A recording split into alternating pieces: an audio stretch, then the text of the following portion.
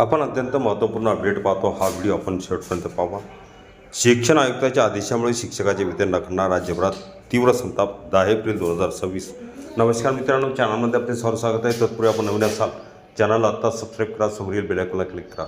निश्चितच नवनवीन अपडेट अखिल तामोसर क्लासेस चॅनलमार्फत सतत आपल्याला पाहायला मिळते. पाहूया सविस्तर.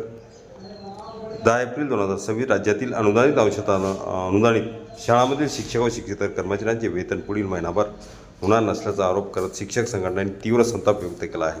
शिक्षण आयुक्तांनी काढलेल्या आदेशामुळे वेतन प्रक्रिया पूर्णपणे ठप्प झाल्याचे सांगितले जात असून या निर्णयाविरोधात आज छत्रपती संभाजीनगर येथे आंदोलनाची हाक देण्यात आली आहे. मिळालेल्या माहितीनुसार नुकत्याच पार पडलेल्या डॉक्टर बाबासाहेब आंबेडकर जयंती निमित्ताने राज्यातील सर्व शाळांचे वेतन दिनांक 10 एप्रिलपूर्वी अदा करण्यात यावे अशी मागणी शिक्षक संघटनांनी शिक्षण अधिकाऱ्यांमार्फत शिक्षण आयुक्तांकडे केली होती. मात्र ह्या मागणीच्या पार्श्वभूमीवर उलट निर्णय घेत शिक्षण आयुक्तांनी संपूर्ण राज्यातील वेतन देयक प्रक्रियेला स्थगिती दिल्याचा आरोप संघटनाकडून करण्यात येत आहे. शिक्षक संघटनाच्या म्हणण्यानुसार शालांत प्रणालीतून वेतन अधीक्षक स्तरावरून कोषागाराकडे वेतन देयके पाठवण्याचा टॅप राज्यभरासाठी बंद करण्यात आला आहे. यामुळे कोणत्याही शाळेचे वेतन कोषागारात सादर करता येत नसल्याने हजारो शिक्षकांचे वेतन अडकण्याची शक्यता निर्माण झाली आहे. यासोबत राज्यातील सर्व शाळांचे 100% डिजिटायझेशन, 100% संच मान्यता, स्टॉपिंग पॅटर्नला मंजुरी आणि 100% शिक्षक समायोजन पूर्ण झाल्याशिवाय वेतन दिले जाणार नाही अशी अट घालण्यात आल्याचा आरोप करण्यात आला आहे. हा निर्णय तुगलकी असून शिक्षक व कर्मचाऱ्यावर अन्याय करणारा असल्याची प्रतिक्रिया शिक्षक नेत्यांनी व्यक्त केला आहे.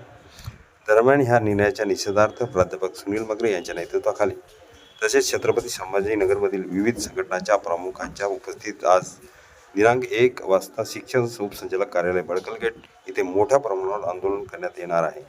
या आंदोलनात मोठ्या संख्येने शिक्षक कर्मचारी सहभागी होणार असल्याचे आवाहन करण्यात आले आहे. शिवराम म्हस्के यांनी दिलेल्या निवेदनात शिक्षण आयुक्तांनी तात्काळ हा आदेश मागे घ्यावा आणि शिक्षकांचे प्रलंबित वेतन तात्काळ अदा करावे, अन्यथा राज्यव्यापी आंदोलन छेडले जाईल असा इशाराही देण्यात आला आहे.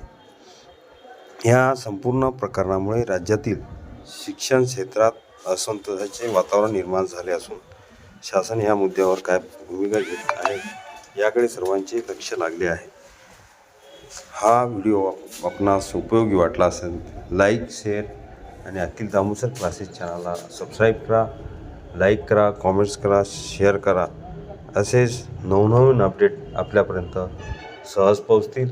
हा महत्त्वपूर्ण अपडेट आपल्यापर्यंत येण्यासाठी असंच सतत आपण चॅनलला लाईक, कॉमेंट, सबस्क्राईब करत राहा.